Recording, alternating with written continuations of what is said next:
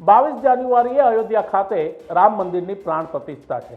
તેના માટે દેશ વિદેશના મહાનુભાવોને નિમંત્રણ મોકલવામાં આવ્યા છે। પ્રધાનમંત્રી મોદી, ઉત્તર પ્રદેશના મુખ્યમંત્રી યોગી આદિત્યનાથની હાજરીમાં આ પ્રાણ પ્રતિષ્ઠા મહોત્સવ યોજવામાં આવશે। તેની પહેલા આપને જણાવી દઈએ કે રામાયણ સિરિયલમાં ભગવાન રામનો રોલ કરનાર અરુણ ગોવિલ, માતા સીતાનો રોલ કરનાર દીપિકા ચીખલિયા અને લક્ષ્મણનો રોલ કરનાર કલાકાર અયોધ્યા પહોંચ્યા હતા।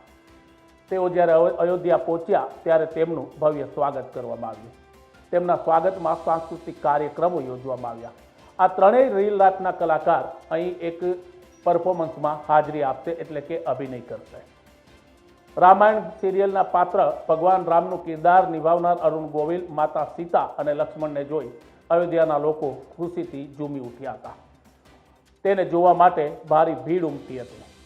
આપને જણાવી દઈએ કે અરુણ ગોવિલ પહેલેથી ભગવાન રામને પોતાના ઈષ્ટદેવ માને છે અને તેઓ વારંવાર સોશિયલ મીડિયા ઉપર ભગવાન રામને લઈ કંઈક ને કંઈક લખાણ લખતા હોય છે અને તેઓ જ્યારે અયોધ્યા પહોંચ્યા ત્યારે પણ તેમણે લખ્યું કે હું જે પાત્રને નિભાવી રહ્યો છું તે જ પાત્ર હવે મારી સામે આવી રહ્યું છે, ત્યારે સ્વાભાવિક છે કે મારી ખુશીનો કોઈ પાર નથી।